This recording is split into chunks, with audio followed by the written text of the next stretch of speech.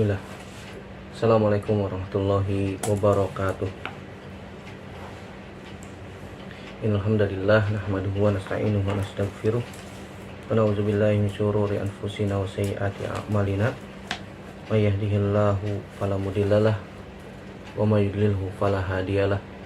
Asyhadu an la ilaha illallah wahdahu la syarikalah wa asyhadu anna Muhammadan abduhu wa rasuluhu la nabiyya ba'dah.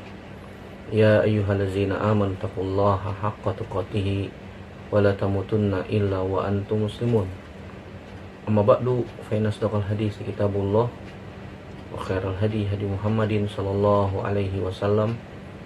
Syarrul umuri muhdatsatuha wa kullu muhdatsatin bid'ah wa kullu bid'atin dalalah wa kullu dalalatin finnar. Ikhwah, dinallahu wa iyyakum ajmain. Alhamdulillah, segala puji hanya milik Allah Subhanahu wa taala yang sampai saat ini masih memberikan kepada kita nikmat yang sangat banyak, sehingga Allah Subhanahu wa taala kembali pertemukan kita dalam media ini untuk melanjutkan pelajaran kita dari kitab Ad-Durus Al-Yaumiyah. Kita sekarang masuk ke pelajaran 150, itu sifatu haji Nabi Sallallahu Alaihi Wasallam. Itu sifat tata cara haji seperti tuntunan Nabi Sallallahu Alaihi Wasallam. Ketahuilah saudaraku rahimani wa ikum ajmain, haji itu artinya secara bahasa adalah al-qasdu wa yutlaqu 'alal amal wal ityan marratan ba'da ukhra. Itu secara bahasa artinya al-qasdu ada keinginan dan dimutlakan untuk melakukan sebuah amal dan datang ke sebuah tempat untuk melakukan sesuatu. Adapun secara syar'i, al-qasdu ila baitillahil haram, itu berniat, berkeinginan untuk datang ke Masjidil Haram, Baitullahil Haram, Ka'bah, li'adai af'alin makhsusatin nasu 'alaihal kitabul aziz wa bayyanatha as-sunnatu al-mutahharah lima sayati zikruhu. Itu niat untuk melakukan atau niat untuk bersafar menuju Ka'bah Baitullahil Haram untuk melakukan perbuatan-perbuatan yang khusus, untuk melakukan amalan-amalan khusus yang ditetapkan dalam Al-Quran ataupun di dalam hadis Nabi Sallallahu Alaihi Wasallam. Adapun hukum haji, para ulama sepakat bahwasanya haji wajib sekali seumur hidup bagi yang mampu, baik laki-laki maupun perempuan, sebagaimana Allah katakan walillahi 'alan nasi hijjul bait man istata'a ilaihi sabila. Dan wajib bagi manusia untuk haji ke Baitullahil Haram bagi yang mampu, bagi yang mampu. Begitu juga Nabi Shallallahu Alaihi Wasallam bersabda dalam hadis Abu Abdurrahman Abdullah bin Umar radhiyallahu ta'ala anhuma, Nabi mengatakan sallallahu alaihi wasallam, bunyal islamu ala khamsin, syahadati an la ilaha illallah wa anna muhammadar rasulullah wa iqamis shalah wa ita'iz zakah wa hajjil bait wa shaumi ramadan. Riwayat Imam Bukhari dan Imam Muslim. Dan para ulama sepakat bahwasanya haji merupakan salah satu rukun Islam yang kelima, rukun Islam yang kelima. Adapun hadis Abdullah bin Umar tadi, Nabi SAW menyebutkan rukun Islam tidak secara urut. Adapun rukun Islam secara urut disebutkan oleh Nabi dalam hadis Jibril yang panjang. Ketika ditanya tentang Islam, Nabi menjawab rukun Islam dengan urut, yang menunjukkan bahwasanya haji merupakan rukun Islam yang kelima, yang kelima. Dan haji diwajibkan sekali seumur hidup bagi yang mampu, sebagaimana hadis Abu Hurairah. Begitu juga hadis Ibnu Abbas radhiyallahu ta'ala anhum ajmain.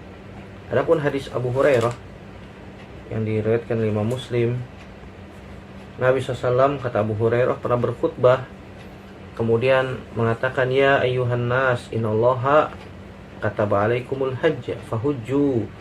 Bagi sekalian manusia, bahwasanya Allah Subhanahu wa taala telah mewajibkan haji, maka berhajilah. Kemudian ada seseorang laki-laki yang mengatakan, aqulu amin ya Rasulullah, apakah haji itu setiap tahun ya Rasulullah? Fasakata, hatta qalaha salasan. Kemudian Nabi SAW pun diam sampai laki-laki itu bertanya 3 kali. Aqulu amin ya Rasulullah. Apakah haji itu wajib tiap tahun wahai Rasulullah? Nabi diam. Kemudian Nabi SAW mengatakan, zaruni ma taraktukum fa inna ma ahlaka man kana qablakum kathratu su'alihim wa ikhtilafuhum ala anbiya'ihim. Fa idza amartukum bi syai'in fa'tu minhu mastata'tum wa idza nahaitukum an syai'in fada'uhu. Kata Nabi SAW, zaruni ma taraktukum, tinggalkan apa yang telah aku perintahkan. Artinya kalau Nabi SAW katakan, ya lakukan sudah. Jangan banyak tanya yang bisa menyebabkan kesulitan karena sebab pertanyaannya. Fa inna ma ahlaka man kana qablakum, sungguhnya orang-orang sebelum kalian dibinasakan oleh Allah Subhanahu wa taala karena sebab banyak yang bertanya pertanyaan yang memberatkan ya. Yang tadinya halal bisa jadi haram, yang dan itu memberatkan. Kalau Nabi katakan iya setiap tahun, maka haji bisa wajib setiap tahun karena waktu itu masih turunnya wahyu dan hukum bisa berubah. Nabi SAW masih menerima wahyu. Kalau Nabi bilang iya, jadi wajib setiap tahun. Subhanallah. Bayangkan kalau haji wajib setiap tahun. Bagaimana itu Makkah Madinah itu membludak manusia dari seluruh dunia, bakalan muat gitu ya. Dan ini menyulitkan bagi orang Arab saja. Haji tiap tahun ini menyulitkan bagi mereka, apalagi yang di luar Arab, apalagi jemaah Indonesia misalnya, jauh luar biasa, perjalanan panjang. Nah, ini menyulitkan sekali. Makanya Nabi katakan, lau qultu na'am la wajabat wa lamastata'tum. Kalau saya bilang iya, kata Nabi SAW, maka jadi wajib haji tiap tahun dan kalian tidak akan mampu. Ini Nabi SAW katakan kepada siapa? Pada para sahabat orang Arab. Nabi mengatakan kepada orang Arab sahabat demikian, apalagi di luar Arab. Ini tentu saja memberatkan. Kemudian Nabi katakan, tinggalkan apa yang telah aku perintahkan. Kalau aku perintahkan sesuatu, lakukan, jangan banyak tanya. Karena banyak tanya itu bisa menyebabkan kebinasaan sebagaimana orang-orang sebelum kalian. Dan yang menyebabkan kebinasaan orang-orang sebelum kita adalah diantaranya adalah ikhtilafuhum ala anbiya'ihim, kata Nabi SAW. Banyak menyelisihi nabi-nabi mereka. Fa iza amartukum bi syai'in fa'tu minhu mastata'tum. Kalau aku perintahkan kepada kalian sesuatu, maka lakukan semampu kalian. Wa iza nahaitukum an syai'in fada'uhu. Jika aku larang kalian tentang sesuatu, maka tinggalkan. Ini lafaz Imam Muslim. Adapun lafaz Imam Ahmad, Imam Abu Daud, Imam An-Nasai, dari sahabat Abdullah bin Abbas radhiyallahu anhuma, beliau mengatakan, khatabana Rasulullah SAW faqal, Nabi pernah berkhutbah kepada kami, kemudian beliau SAW mengatakan, ya ayuhan nas, kutiba alaikumul hajjah, wahai sekalian manusia, telah diwajibkan kepada kalian haji.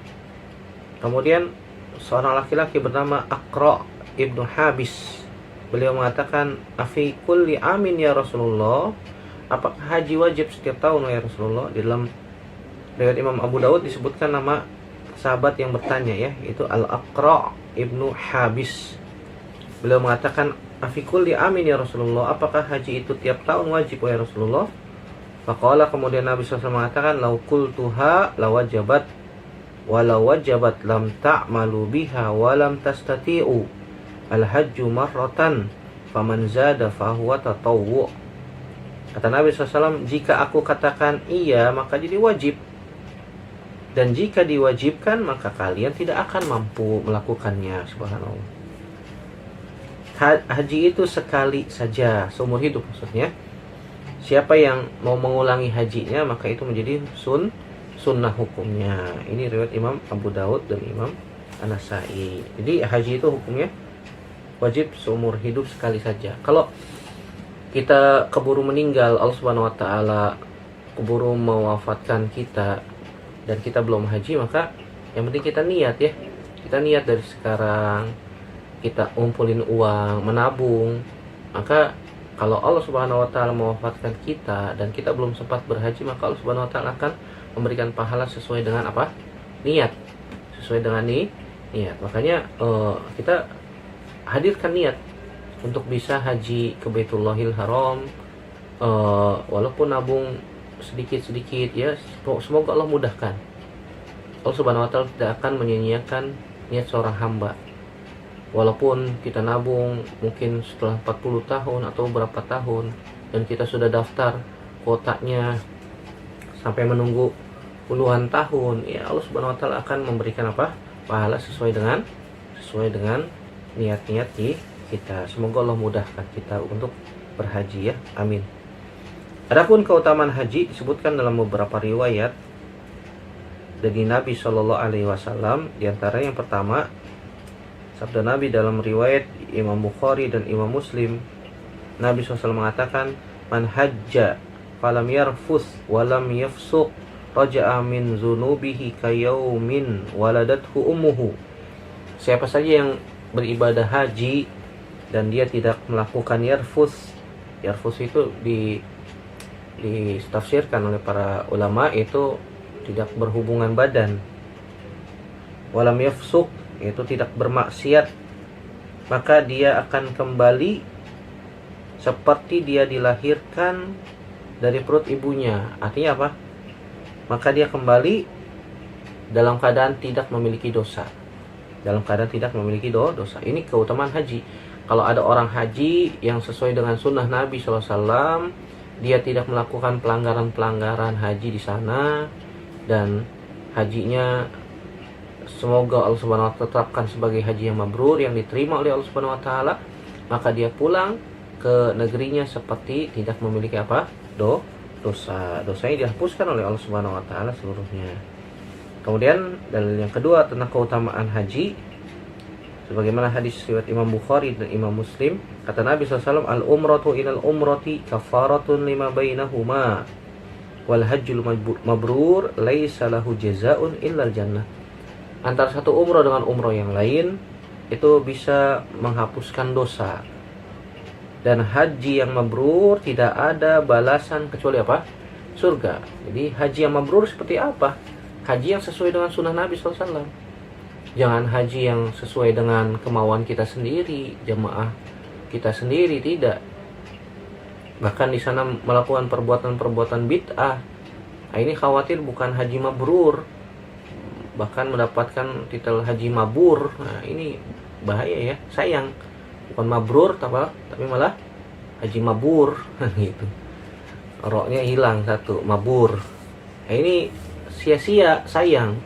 Dia sudah menghabiskan uang yang banyak, waktu yang tidak sebentar, tenaga, pikiran. Ternyata di sana malah banyak melakukan maksiat, malah melakukan kebid'ahan, malah kebanyakan selfie. Buat apa?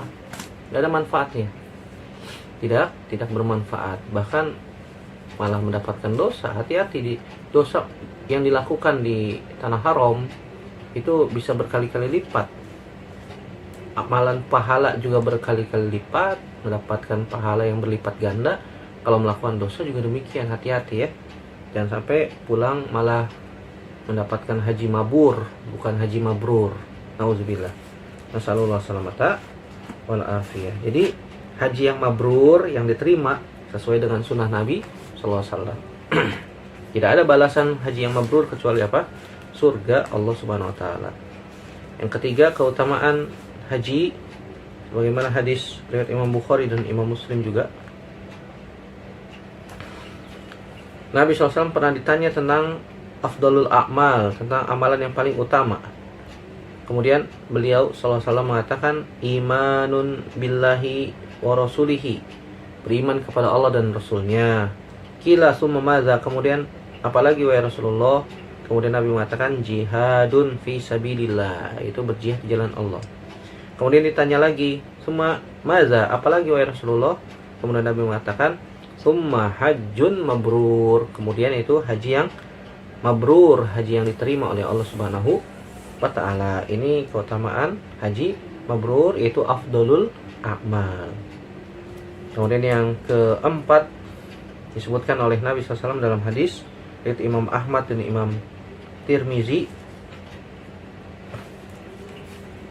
Kata Nabi SAW, tabi'u bainal haji wal umrah fa innahuma yanfiyanil faqra waz zunub kama yanfil kir khabasal hadid wal zahabi wal fiddah wa laysa lil hajjatil mabrurah sawabun ilal jannah.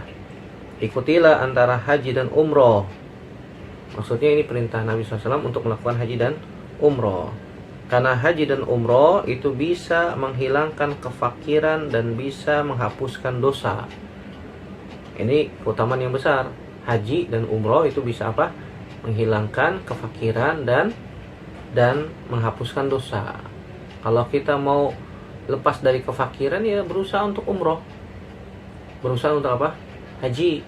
Karena haji dan umroh itu bisa menghilangkan kefakiran. Mau coba silakan. Waduh, saya nggak mau miskin terus, Ustaz, nggak mau fakir terus. Ya coba umroh, kumpulin duit, nabung, minta berdoa kepada Allah di sana di Baitullahil Haram, dihilangkan dari kefakiran. Maka Allah Subhanahu Wa Taala akan hilangkan sifat tersebut dari kita, dan Allah Subhanahu Wa Taala akan memberikan kecukupan dalam kehidupan kita. Ya dicoba silakan. Tapi tentu saja niatnya yang utama adalah mengharapkan pahala dari Allah Subhanahu Wa Taala. Karena ini perintah Allah dan Rasulnya. Jangan cuma menginginkan dunia saja ya. Dunia itu insya Allah akan ikut ya. Kalau kita mengharapkan pahala akhirat, dunia akan ikut. Sebagaimana kata Nabi SAW, man kanatil akhiratu hammuhu. Siapa saja yang akhirat menjadi tujuan utamanya, maka jama'allahu syamlahu, maka Allah Subhanahu Wa Taala akan mengumpulkan urusannya. Wa ja'alal ghina fi qalbihi, dan Allah Subhanahu Wa Taala akan menjadikan kekayaan itu di hatinya. Walam ya'ti ilaihi dunya ilama walam ya'ti wa ya'ti ilaihi dunya wa hiya ragimah, dan dunia akan datang kepada dia dalam keadaan memaksa. Ya, jadi tujuan utama kita apa? Akhirat, bukan dunia. Kemudian Nabi katakan walaysa lil hajjatil mabrurah sawabun illal jannah, dan tidak ada keutamaan bagi haji yang mabrur, yang diterima, kecuali apa? Kecuali surga Allah. Itu pahalanya berupa surga. Adapun syarat-syarat wajibnya haji ada 4. Yaitu yang pertama Islam, yang kedua berakal, yang ketiga balik, yang keempat huriyah, bebas, yang kelima itu mampu. Ini syarat-syarat diwajibkan haji. Itu muslim, berakal, balik, kemudian dia orang bebas, bukan budak, dan dia mampu dalam artian memiliki bekal untuk pergi ke sana, memiliki harta, memiliki bekal berupa harta, makanan, kendaraan, dan akomodasi yang bisa mengantarkan dia pergi ke Baitullahil Haram, dan juga mampu dari segi fisiknya mampu untuk berjalan, untuk melakukan ibadah haji di sana, melakukan rangkaian ibadah haji di sana. Kemudian rukun-rukun haji diantaranya adalah 4. Yang pertama ihram, yang kedua wukuf di Arafah, yang ketiga tawaf, yang keempat sa'i. Ini rukun haji. 1 ihram, 2 wukuf di Arafah, 3 tawaf, 4 sa'i.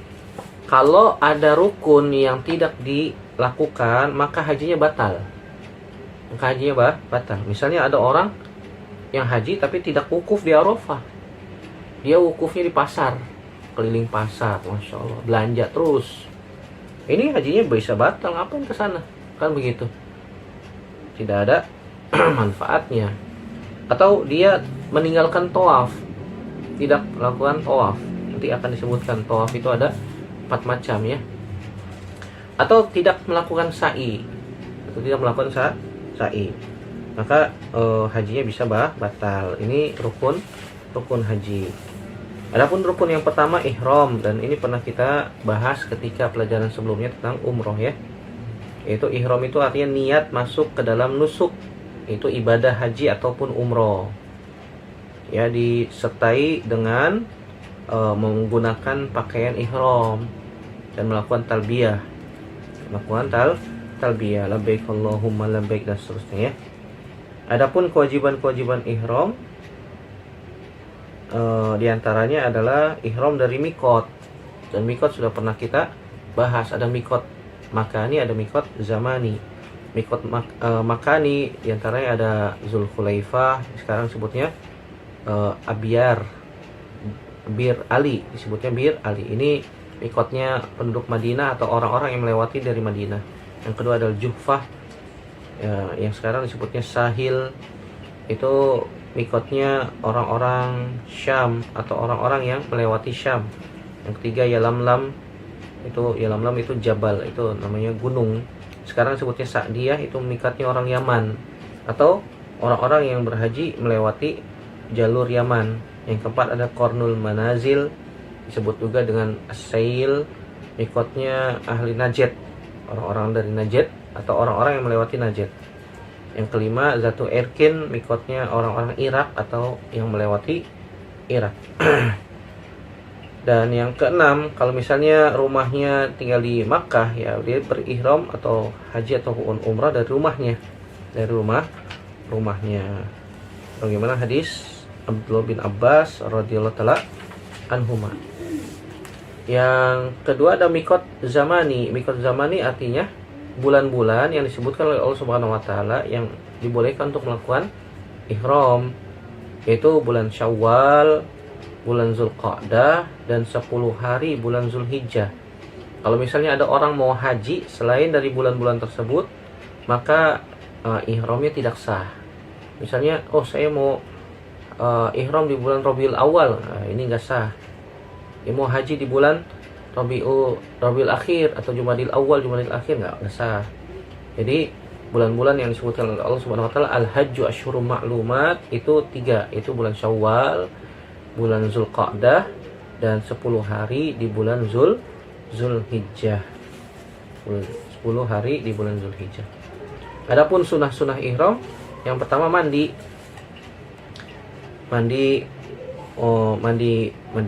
junub ya, mandi besar untuk ihram. Kalau misalnya haid ataupun nifas, maka dia mandi dan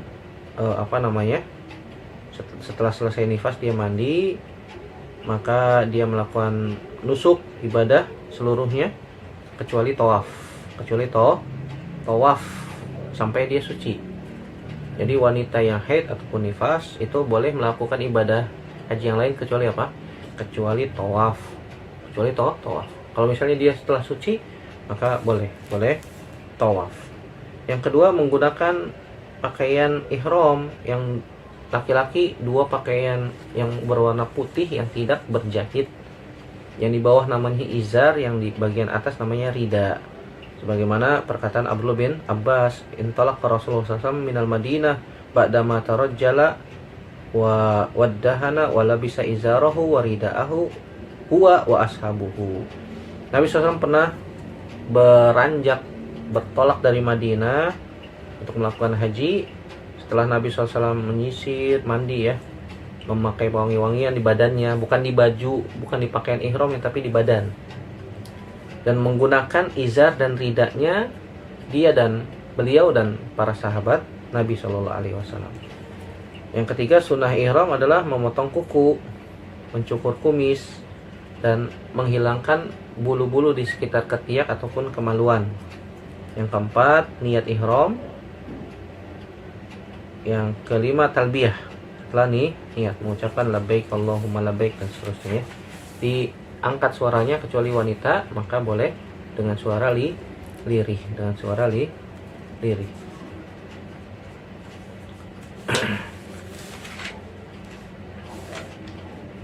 Kemudian yang dilarang ketika ihram diantaranya adalah izalatus sya'ar minar ra's, itu menghilangkan rambut di kepala dengan dicukur. Ini ketika sedang ihram, maka nggak boleh mencukur rambut kecuali kalau sudah selesai nanti ya. Nah, itu ketika sedang ihram. Yang kedua, tidak boleh memotong kuku tangan ataupun kaki. Ini ketika sedang ihram ya. Kalau sebelum ihram ini boleh, tapi kalau ketika sedang ihram, ketika sedang berjalan ibadah umroh ataupun hajinya, maka tidak boleh. Yang ketiga, menutup kepala dengan penutup apa saja, apakah itu topi kah, apakah itu peci yang bersentuhan langsung dengan kepala. Kalau misalnya payung boleh, Karena payung kan nggak bersentuhan langsung dengan kepala. Yang keempat, menggunakan pakaian yang berjahit. Kecuali wanita ya. Wanita dibolehkan menggunakan pakaian yang berjahit. Karena pakaian ihram wanita adalah pakaiannya biasa. Dan tidak boleh ditutup wajah dan tangannya bagi wanita. Yang kelima, ketika ihram tidak boleh menggunakan wangi-wangian setelah niat ihram. Apalagi menggunakan wangian itu di pakaian ihram ya nggak boleh. Kalau misalnya sebelum ihram kita menggunakan wangi-wangian di badan, bukan di pakaian ihramnya. Yang keenam, disebutkan isti'malut tib ba'da niyatil ihram fi thawbi awil badan aw ghairiha. Ya, tidak boleh menggunakan wangi-wangian di badan ataupun di pakaian setelah niat ihram, setelah ihram sedang berjalan. Faman fa'ala wahidan min hadhil khamsah fa alaihi fidyatun wa hiya siyamu salasati ayyam aw it'amu sittati masakin likulli miskin mud min burrin aw zabhi syatin liqaulihi ta'ala faman kana minkum maridun aw bihi azan min ra'sihi fa fidyatun min siyamin aw shadaqatin aw nusuk. Siapa saja yang melakukan salah satu dari 5 hal tadi ketika sedang ihram, maka dia harus membayar fidyah. Apa fidyahnya? Puasa 3 hari berturut-turut, atau memberikan makan 6 orang miskin. Setiap orang miskin diberikan 1 mud makanan, atau dia menyembelih seekor kambing. Sebagaimana firman Allah dalam surat Al-Baqarah ayat 196. Paman kana minkum maridun, siapa saja di antara kalian yang sakit, au bihi azam min ra'sihi, atau ada luka di kepalanya, fa fidyatun min siyamin, maka dia membayar fidyah dengan berpuasa, au shadaqatin, atau memberikan makan, atau nusuk, atau menyembelih. Yang keenam yang tidak boleh dilakukan orang yang ihram adalah qatlus sayd, itu membunuh binatang yang ada di tanah haram. Binatang darat yang halal untuk dimakan, nggak boleh. Kalau dia membunuhnya dengan sengaja, maka dia balasannya atau akibatnya atau hukumannya adalah fa'alaihi jazauhu bimislihi minan na'am. Maka dia membayar dengan yang semisal dengan binatang ternak. Waman qatalahu minkum muta'ammidan fajaza'u mithlu ma qatala minan na'am. Siapa saja yang membunuh binatang darat di tanah haram sengaja, maka balasannya atau akibatnya atau hukumannya adalah dia menyembelih binatang ternak. Au ikhraju ma yuqabilu qimatal misl ta'aman yufarriquhu 'alal masakin au yasumu an ta'ami kulli yawmin miskin yawman wa hadha fi halati wujudi misli lisaydil maqtul.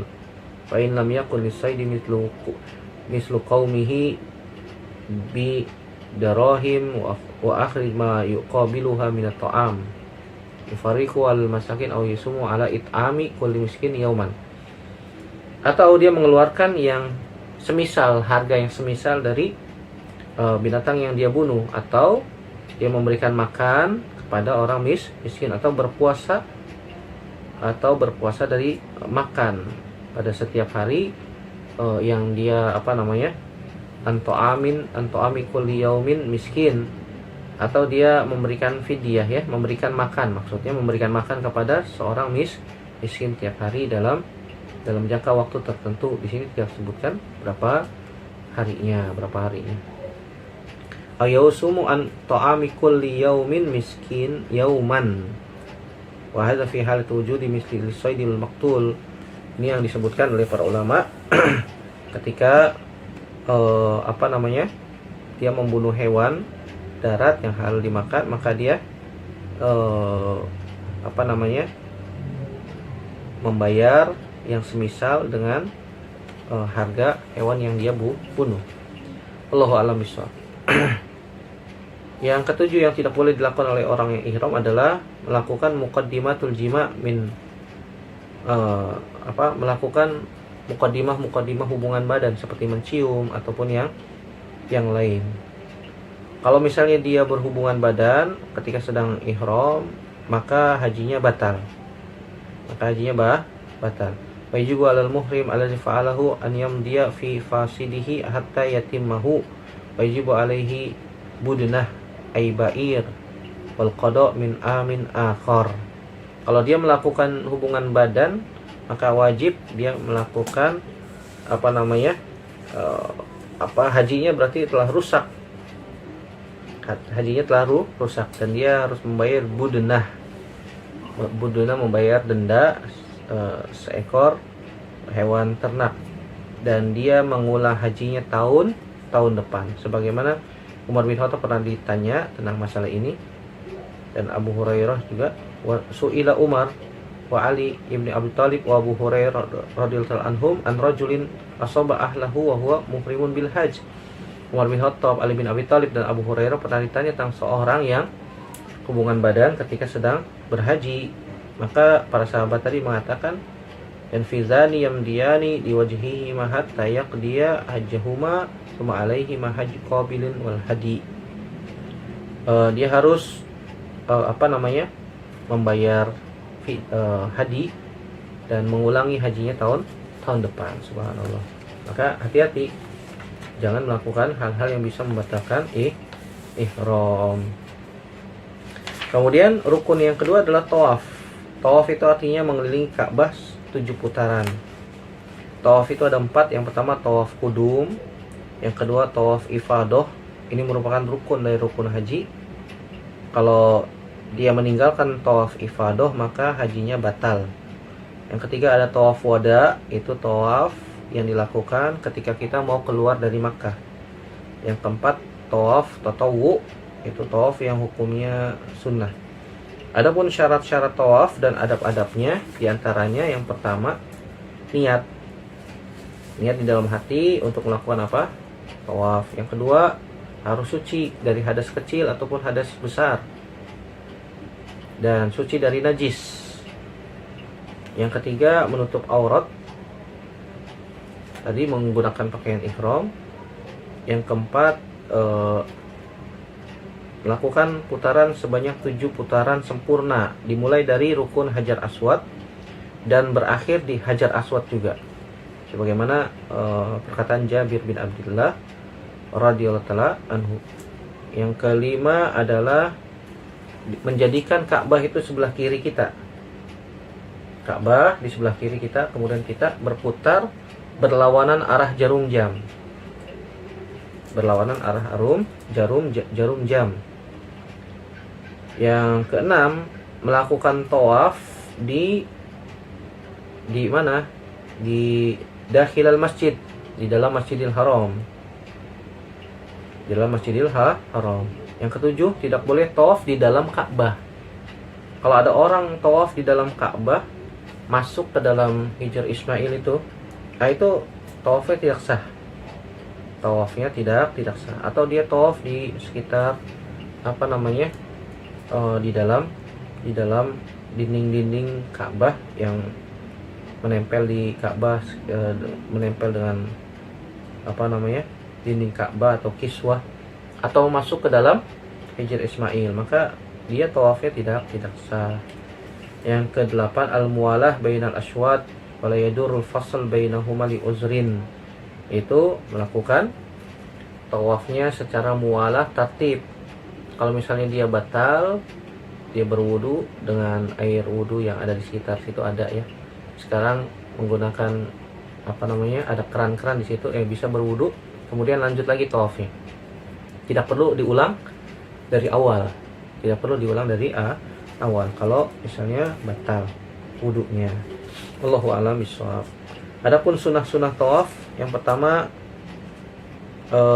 kalau bisa kita mencium Hajar Aswad.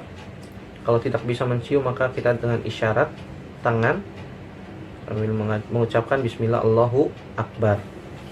Yang kedua itu melakukan al-ittiba.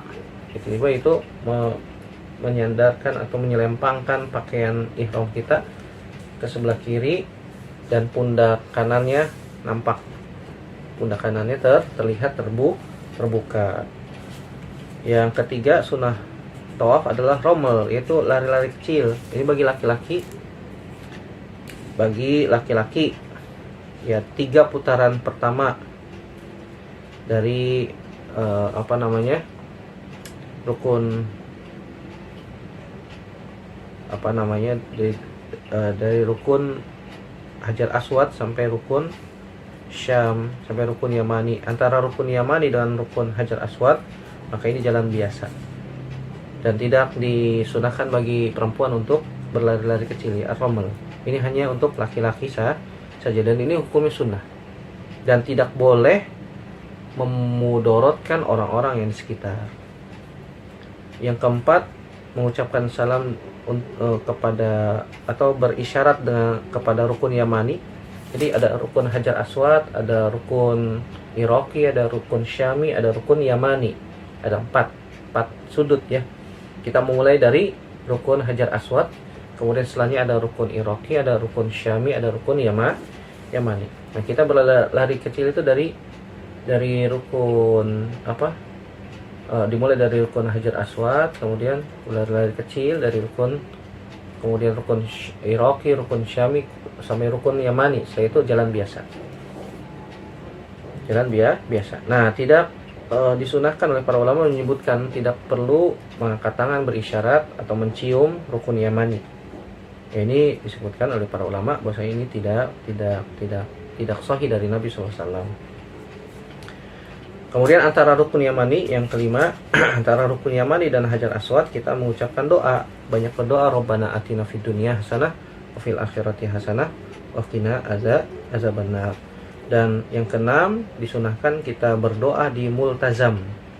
Multazam itu artinya tempat antara pintu Ka'bah dengan Hajar Aswad. Antara pintu Ka'bah dengan Hajar Aswad itu namanya multazam. Sebagaimana Nabi SAW berdoa di multazam, dan siapa saja yang berdoa di multazam maka doanya dikabulkan. Jika sudah sempurna 7 putaran, maka disunahkan kita sholat di belakang makom Ibrahim. Sebagaimana sudah kita pernah jelaskan, makom Ibrahim itu apa?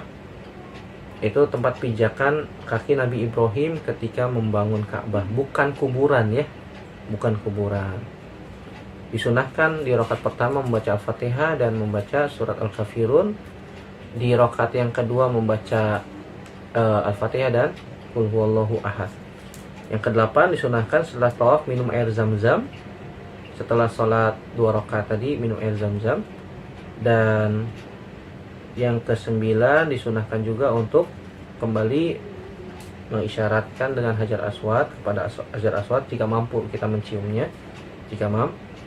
Adapun adab-adab tawaf disebutkan oleh para ulama dengan khusyuk dan tanpa banyak bicara ketika sedang tawaf, yang tidak ada kebutuhan. Yang keempat itu banyak berzikir dan berdoa. Dan yang kelima itu menjauhi menyakiti kaum muslimin dengan perkataan ataupun perbuatan. Ini rukun yang kedua. Adapun rukun yang ketiga dan keempat serta selanjutnya nanti kita akan bahas insyaallah pada pertemuan yang akan datang. Insyaallah ta'ala. Demikian yang bisa kita bahas pada kesempatan kali ini. Yang benar datangnya dari Allah Subhanahu wa taala saja dan Rasulnya. Yang salah murni dari saya pribadi, kita bertaubat kepada Allah Subhanahu wa taala dari kesalahan kita. Aku qouli hadza astaghfirullah li wa lakum. Subhanakallahumma bihamdika asyhadu an la ilaha illa anta astaghfiruka wa atubu ilaik. Assalamualaikum warahmatullahi wabarakatuh.